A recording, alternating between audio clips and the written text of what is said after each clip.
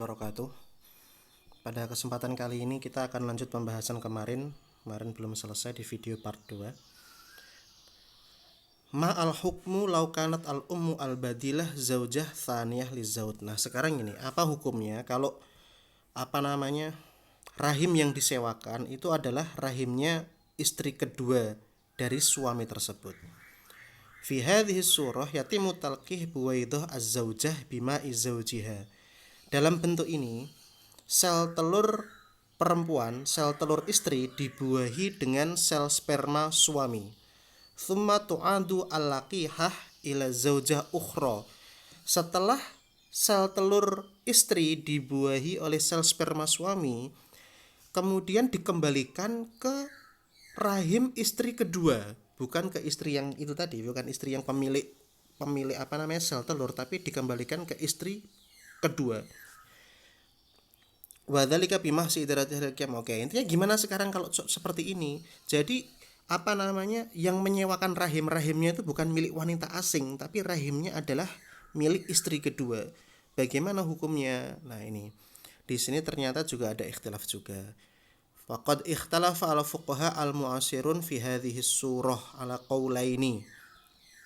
Jadi para ahli fikih kontemporer dalam kasus ini itu terbagi menjadi dua pendapat.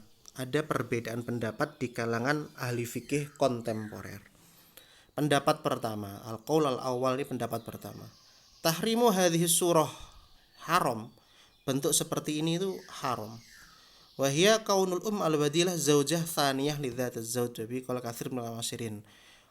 Meskipun itu adalah istri kedua, menurut mayoritas kathir minal mu'asirin, mayoritas ulama kontemporer, ahli fikih kontemporer, itu tetap tidak boleh. Nah, ini sekarang qaul kedua, perkataan kedua atau pendapat kedua. Kalau kayak gitu istri kedua maka boleh. Wa mimman qala bidzalika, yang mengatakan seperti ini adalah al-qadhi hakim Ustadz Profesor Abdul Qadir Al-Imari. Juga ada Dr. Ali Muhammad Yusuf Al-Muhammadi. Kemudian ada Dr. Arif Ali Arif dan yang lainnya.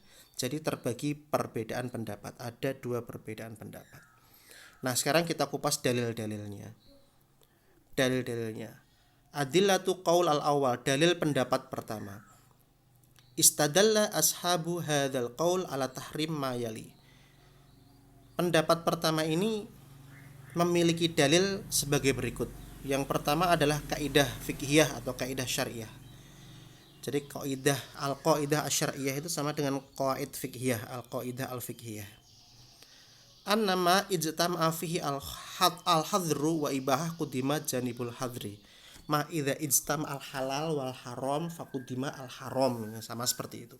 Maksudnya apa? Jika ada suatu perkara di situ terkumpul ada halal dan ada haram, maka yang menang itu bukan yang halal tapi yang menang haram.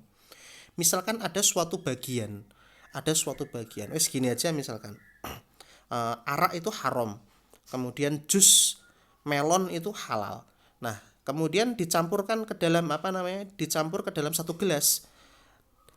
Ada satu gelas, setengahnya dikasih jus melon, setengahnya dikasih arak. Ini kan ada percampuran antara barang yang halal dan barang yang haram. Maka apabila ada barang halal dan barang haram bercampur ke dalam satu tempat, maka yang menang itu bukan yang halal, tapi yang menang adalah haram. Nah, penjelasannya bagaimana? Di sini kita jelaskan langsung saja di paragraf ini. Saya jelaskan. Jadi ceritanya gini ceritanya. Istri kedua itu air yang boleh masuk kepada rahim istri kedua itu hanya air suaminya saja, yaitu mani atau sperma suaminya saja. Sementara sel telur dari istri pertama itu tidak diizinkan untuk masuk ke dalam rahimnya. Sekali lagi, ini ada istri kedua nih. Air atau sperma atau sel telur. Jadi kita ibaratkan sperma itu air, sel telur juga air ya. Di sini ada dua air berarti, air sperma sama air sel telur. Air yang diizinkan masuk ke dalam rahimnya istri kedua ini hanya spermanya sang suami, hanya boleh izin ke situ. Tetapi hanya boleh diizinkan karena itu adalah suami resminya. Tetapi untuk yang untuk yang sel telur dari istri yang lain itu tidak diizinkan masuk ke rahimnya. bisa dikatakan sel spermanya suami halal, sel telur istrinya haram karena sel telur istrinya tidak diizinkan masuk ke dalam rahimnya. Ini kan berarti tercampur antara yang halal dengan yang haram. Maka jika tercampur antara halal dan haram, maka yang didahulukan adalah yang haramnya. Maka yang seperti itu tidak boleh. Oke, itu. Sekarang yang kedua, dalil yang kedua. Anna hadhihi surah yang dari jutataha masyakil. Bentuk seperti ini tuh memiliki banyak muskilah atau memiliki banyak masalah yang sangat banyak. Kenapa masalahnya? Ini saya jelaskan saja di sini itu. Saya jelaskan. Masalahnya seperti ini. Bisa jadi sebelum sel telur yang dibuahi. Jadi ceritanya kan gini, sel sperma suami diambil untuk dibuahi kepada sel telur istri di luar rahim, dibuahi di luar rahim, kemudian dimasukkan ke dalam rahimnya istri kedua. Nah, ini bisa jadi istri kedua ini sudah hamil duluan karena sudah disetubui oleh suaminya sebelumnya ini. Maka ketika istri kedua ini mengandung, ini nggak ketahuan ini anaknya siapa dan bisa bercampur nasabnya. Maka anaknya itu nanti nggak ketahuan ini anaknya siapa. Bisa jadi seperti itu. Nah, oke ya. Oke. Nah, sekarang itu kalau dalil pendapat pertama. Jadi dalil pendapat pertama tidak memperbolehkan. Sekarang dalil pendapat kedua. Dalil pendapat kedua ini kan yang memperbolehkan. Apa dalilnya kok diperbolehkan? Nah, ini. Satu saja dalilnya. Annal mar'ataini zaujatani li rajulin wahid. Oke lah, dua wanita itu adalah dua istri dari satu laki-laki. Meskipun nasab dari istri itu nasab dari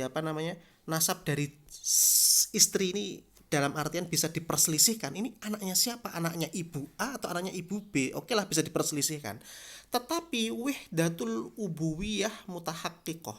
Tetapi ayahnya ya tetap satu, ketahuan ayahnya siapa. Dan di negara-negara Arab itu nasab yang paling utama itu nasabnya ayah, bukan nasabnya ibu. Seperti itu. Nasab yang paling utama nasabnya ayah. Makanya daripada itu kan tertulis kan anaknya siapa. Anaknya siapa itu kan anaknya berarti kan nasabnya ke ayahnya, bukan ke ibunya. Oke lah, dari ibu ini mungkin nggak ketahuan ini ibunya ini ibu anak dari ibu A atau anak dari ibu B. Tapi nasab ayah ini jelas karena ayahnya ya satu itu saja. Nah, sekarang kita munakosyah.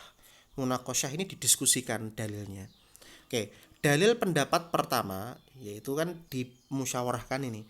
Dalil pendapat pertama tadi kan tidak memperbolehkan. Tidak memperbolehkan itu apa? Ya nanti nggak ketahuan itu anaknya siapa. Anaknya ibu A atau anaknya ibu B. Karena bisa jadi ibu B sebelum sebelum sel telur yang sudah dibuahi ditanamkan ke dalam rahimnya, itu bisa jadi ibu B udah hamil duluan.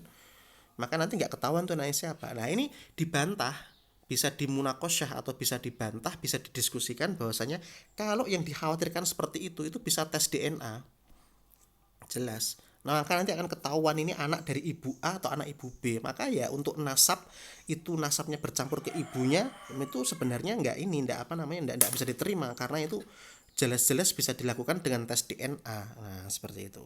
Nah, kemudian yang pendapat kedua itu juga dimunakosah, juga bisa dibantah juga.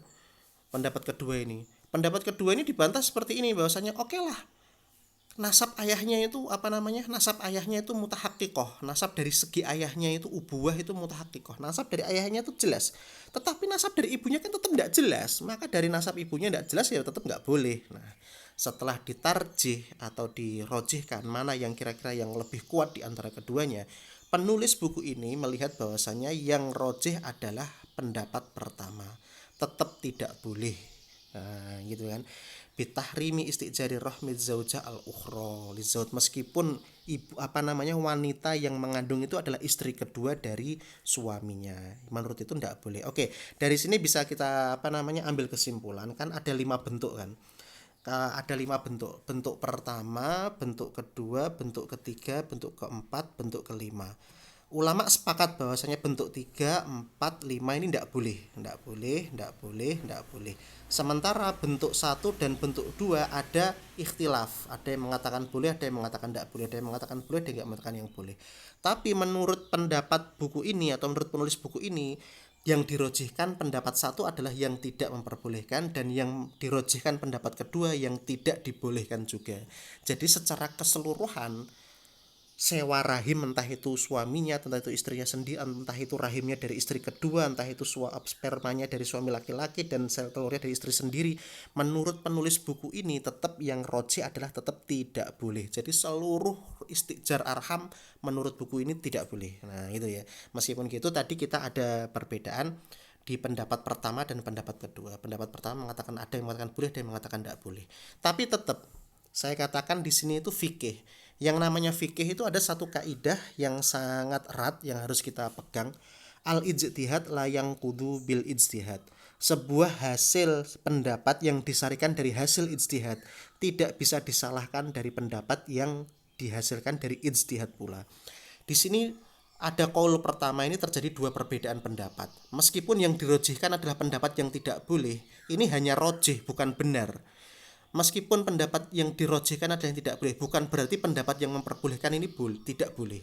Jadi tetap pendapat pertama atau pendapat kedua ini juga tetap bisa diikuti karena itu juga merupakan hasil ijtihad. Namun meskipun begitu, menurut penulis buku ini yang rojih itu bukan yang benar loh ya. Yang rojih itu yang lebih kuat. Jadi dalam istilah fikih seperti ini itu tidak ada benar dan salah, adanya adalah benar dan lebih benar. Nah, jadi yang tidak boleh itu lebih benar, tapi yang boleh itu benar. Yang tidak boleh ini adalah lebih benar, tapi yang boleh ini adalah benar. Seperti itu. Semoga bisa membantu. Selanjutnya akan kita kupas di bab berikutnya yaitu tentang nasab.